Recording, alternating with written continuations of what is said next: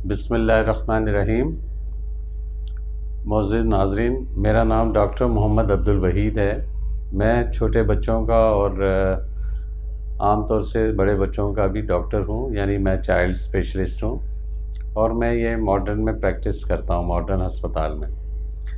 آج میں آپ کو ایک چھوٹی سی اہم بات کی طرف توجہ دلانا چاہتا ہوں، اور آپ کی اس طرف سے کچھ باتیں ایسی ہیں جو عام لوگوں میں وہ صحیح سے سمجھ نہیں ہے، اس کے متعلق میں ایک کلیئرٹی دینا چاہتا ہوں۔ مثال کے طور پہ جب بچہ پیدا ہوتا ہے تو ماں کو جو ہے وہ اپنا دودھ پلانا چاہیے۔ اکثر مائیں جو ہیں وہ یہ کہتی ہیں، یہ سنا گیا ہے اور ہمارے تجربے میں بھی ہے کہ وہ ہمارا دودھ جی کم ہے۔ تو اس شکایت کو دور کرنے کے لیے اول تو آپ کو ڈاکٹر سے رجوع کرنا چاہیے، اور ایسا کبھی نہیں ہوتا ہے کہ جو بچہ پیدا ہوتا ہے اس کی ماں کو بچے کے حساب سے دودھ کم ہو۔ اس سلسلے میں ان کی واقفیت نہیں ہے، آگاہی نہیں ہے۔ اس کو بڑھانے کے لیے ان کو کسی ماہر ڈاکٹر کی طرف رجوع کرنا چاہیے، چاہے وہ لیڈی ڈاکٹر ہو، گائناکولوجسٹ ہو یا بچوں کا اسپیشلسٹ ہو۔ اس کے پاس آئیں اور اس سے اپنی اس کوتاہی کو اور اپنی اس ناسمجھی کو دور کرائیں۔ اصل میں جب بچہ پیدا ہوتا ہے تو اس کے لیے 3 چیزیں ماں کو کرنی ہوتی ہیں۔ ایک اپنا دودھ پلانا ہوتا ہے، دوسرے جو ہے پیدائشی ٹیکے لگانے ہوتے ہیں، تیسری جو ہے اس کی صفائی کا خیال رکھنا ہوتا ہے۔ ان 3 چیزوں کے علاوہ ماں کو اور کچھ کرنے کی ضرورت نہیں ہے۔ جہاں تک ماں کے دودھ کا تعلق ہے، وہ تو جتنا بچہ ہوتا ہے اس کا پیٹ جو ہے سمجھیں پیدا ہونے کے 2-3 مہینے تک ایک بڑے اخروٹ جتنا ہوتا ہے۔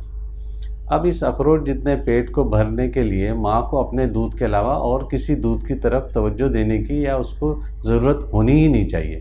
یہ غلط فہمی ہے، اور ماں کو صحیح طور سے بڑے بوڑھے بھی، گھر والے بھی گائیڈ نہیں کرتے ہیں۔ لہٰذا ایسی ماؤں کو چاہیے کہ وہ اپنے کسی ماہر چائلڈ اسپیشلسٹ سے یا گائناکولوجسٹ سے آ کر مشورہ لیں۔ تیسری بات جو اہم ہے، ہمارے معاشرے میں ہر بچے کو گورنمنٹ آف سندھ کی طرف سے مفت ٹیکہ جات کا ایک پورا پروگرام چلا ہوا ہے، جس کو EPI کہا جاتا ہے، ایکسپینڈڈ پروگرام آن امیونائزیشن۔ اس میں ہر موذی مرض، ہر ایسا مرض جو بچوں میں پایا جاتا ہے، اس کے متعلق مفت ٹیکے لگائے جاتے ہیں۔ تو یہ ٹیکے بھی وقتاً فوقتاً جب اس کا ٹائم ہو اس ٹائم پر لگانا چاہیے۔ مثال کے طور پہ پیدا ہوتے ہی BCG کا ٹیکہ 1 ہفتے کے اندر اندر لگا دینا چاہیے۔ تیسری جو اہم بات ہے وہ صفائی ہے۔